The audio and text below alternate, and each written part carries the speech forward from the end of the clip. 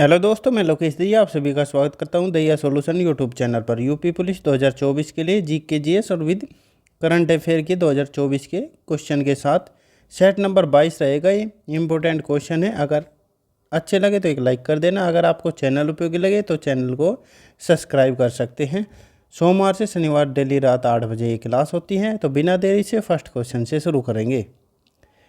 First question दे रखा है, राष्ट्रमंडल खेल 2022 में भारत ने पदक जीते, यानी कितने गोल्ड मेडल जीते 2022 में हुआ था। कौन सा संस्करण था अगर आपसे ये पूछा जाए तो 22वां संस्करण था। कौन सा 22वां संस्करण था। भाग्य कौन सा होगा तो 23वां संस्करण होगा। कितने पदक जीते अगर टोटल भारत के पदक पूछे जाएं आपसे तो कितने टोटल जीते थे तो 61 पदक जीते थे। कितने 61 पदक थे। और स्वर्ण पदक कितने जीते 22, 24, 23 या 25। तो कौन सा सही रहेगा। अगर पूछा जाए 2022 का शुभंकर कोई क्या था, पेपर में पूछ सका है शुभंकर क्या था तो पेरी द बुल था। पेरी द बुल शुभंकर था। आयोजन पूछा जाए 2022 वाला, यानी 22वें का आयोजन कहाँ पे हुआ था तो बर्मिंघम इंग्लैंड में हुआ था। इंग्लैंड में इसका आयोजन हुआ था। कब से कब तक चले थे तो 28 जुलाई से लेकर 8 अगस्त तक चले थे। तो कितने स्वर्ण पदक जीते थे तो कौन सा सही रहेगा तो ऑप्शन ए सही रहेगा। 22 स्वर्ण पदक, 23 रजत पदक और 16 कांस्य पदक के साथ टोटल 61 पदक थे। आगे बढ़ते हैं अगले क्वेश्चन पर। अब अगला क्वेश्चन दे रखा है, किस राज्य सरकार ने स्वयं योजना लॉन्च की है। कौन सी स्वयं योजना लॉन्च की है। आंध्र प्रदेश, उड़ीसा, कर्नाटक या गुजरात ने। और इसमें जो 1 लाख रुपए का लोन मिलेगा, 1 लाख रुपए का लोन मिलेगा जिसमें ब्याज दर नहीं चुकानी है, यानी मुफ्त ऋण मिलेगा। इसमें कोई ब्याज दर लागू नहीं होगी, यानी 0% पर होगा। और अगर पूछे जाए तो जो ग्रामीण बेरोजगार युवाओं के लिए है ये। और पूछी जाए कितनी उम्र के तो 18 से 35 वर्ष की ग्रामीण बेरोजगार युवाओं के लिए है ये। बेरोजगार युवाओं के लिए। अगर पूछा जाए कौन से राज्य ने शुरू किया है तो ऑप्शन 2 सही रहेगा। उड़ीसा राज्य ने ये शुरू की है। युवा सशक्तिकरण के लिए 1 लाख रुपए का लोन दिया जाएगा इसमें। आगे बढ़ते हैं अगले क्वेश्चन पर। अब अगला क्वेश्चन दे रखा है, आरबीआई के केंद्रीय निदेशक बोर्ड की 606वीं बैठक का आयोजन कहाँ पे हुआ है। और मार्च में 607वीं बैठक भी हुई है। वो कहाँ पे ये पूछ रखा है 606वीं बैठक का आयोजन कहाँ पे आयोजित कहाँ पे, मुंबई, सूरत, कोलकाता या नई दिल्ली में। तो कहाँ पे हुए, कौन सा ऑप्शन सही रहेगा। अगर 607वीं पूछी जाए केंद्रीय निदेशक बोर्ड की तो ये नागपुर में हुई है,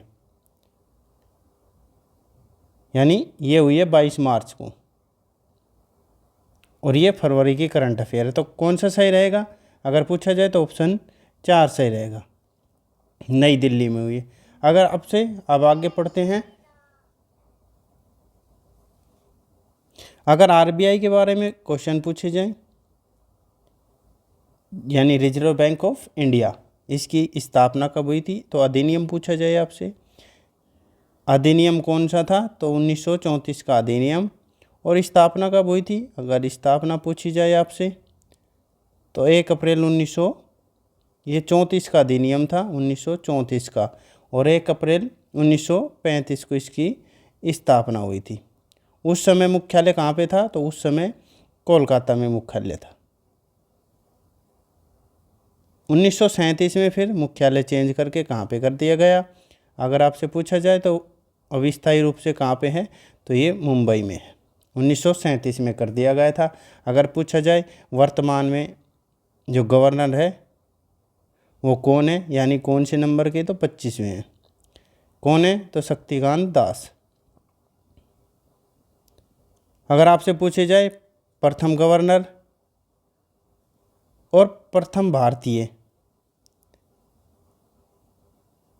प्रथम भारतीय पूछे जाए तो कौन थे? सीडी देशमुख। और प्रथम भारतीय गवर्नर पूछे जाए तो ओसबोर्न स्मिथ। ओसबोर्न स्मिथ थे। आशा करता हूँ आपको समझ आया होगा। आगे बढ़ते हैं अगले क्वेश्चन पर। अब अगला क्वेश्चन दे रखा है, संविधान में उल्लिखित बजट को कहा जाता है, यानी बजट को क्या कहा जाता है? अगर आपसे पूछा जाए बजट का वर्णन किस अनुच्छेद में है? अनुच्छेद पूछा जाए तो 112 में है। प्रस्तुत कौन करता है? तो वित्त मंत्री के द्वारा ये प्रस्तुत किया जाता है लोकसभा में। 112 में है। तो वार्षिक बजट कहा जाता है वार्षिक व्यय, वार्षिक वित्तीय विवरण या लेखा विवरण। तो किस रूप से जाना जाता है बजट को? तो ऑप्शन 3 सही रहेगा, वार्षिक वित्तीय विवरण कहा जाता है। अनुच्छेद किस में वर्णन है? तो 112 में है। और कौन पेश करता है? तो वित्त मंत्री के द्वारा पेश किया जाता है। आगे बढ़ते हैं अगले क्वेश्चन पर। अब अगला क्वेश्चन दे रखा है, गंगा में राष्ट्रीय जलमार्ग यानी नेशनल वाटरवे नंबर 1 किन क्षेत्रों के बीच पड़ता है, यानी जो किस क्षेत्रों के बीच बहता है, यानी गंगा नदी में जो बना रखा है वो किस क्षेत्र में है? इलाहाबाद और हल्दिया, इलाहाबाद और नई दिल्ली, इलाहाबाद और कानपुर, इलाहाबाद और पटना। अगर आपसे पूछा जाए नेशनल वाटरवे नंबर 1 बनाया कब गया था?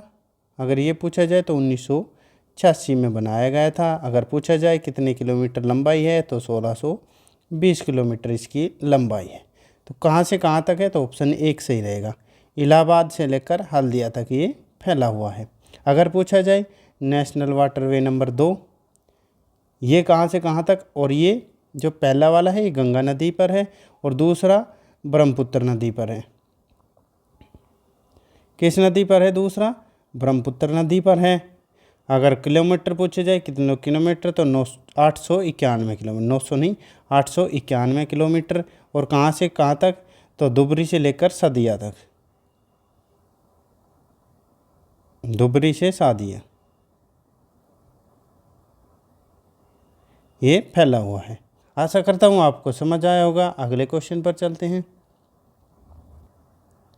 अगला क्वेश्चन दे रखा है, धन विधेयक पर राज्यसभा द्वारा अधिकतम कितने दिनों के लिए रोक लगाई जा सकती है, यानी जो धन विधेयक है वो कितने दिनों तक रोका जा सकता है? 21 दिन, 14 दिन, 180 दिन या 30 दिन। धन विधेयक कहाँ पे पास होता है, पेश किया जाता है, यानी धन विधेयक पूछा जाए आपसे तो पेश लोकसभा में होता है। किसमें?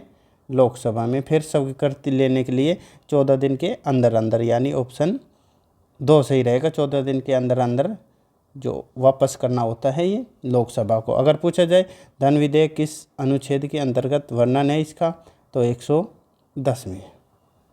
आगे बढ़ते हैं अगले क्वेश्चन पर। अब अगला क्वेश्चन दे रखा है, अक्साई चीन किस राज्य में स्थित है? जो अक्साई चीन क्षेत्र है वो किस राज्य में स्थित है? नागालैंड, अरुणाचल प्रदेश, सिक्किम या जम्मू कश्मीर। तो किस में है? तो ऑप्शन 4 सही रहेगा, जम्मू कश्मीर का ये हिस्सा है अक्साई चीन। भारत और चीन के बीच ये विवादित क्षेत्र है, विवादित क्षेत्र है। अगर आपसे पूछा जाए भारत और चीन के बीच कौन सी सीमा रेखा है चीन के बीच, तो कौन सी सीमा रेखा है? तो मैकमोहन रेखा है। कौन सी? मैकमोहन रेखा है। इसका निर्माण कब किया गया था?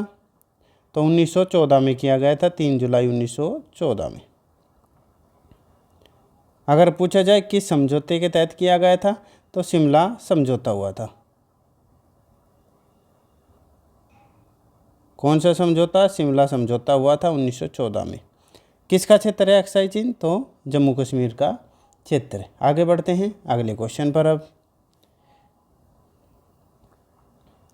अगला क्वेश्चन दे रखा है, किस संवैधानिक संशोधन अधिनियम के द्वारा सिक्किम कौन से राज्य सिक्किम को भारतीय संघ में पूर्ण राज्य का दर्जा दिया गया था, यानी सिक्किम कौन सा राज्य बना था, अगर ये पूछा जाए तो 22वें राज्य के रूप में आया था। कौन सा 22वां राज्य बनाया गया था। किस संविधान संशोधन 34वें, 36वें, 42वें या 38वें संविधान संशोधन, तो कौन सा सही रहेगा, तो ऑप्शन 2 सही रहेगा।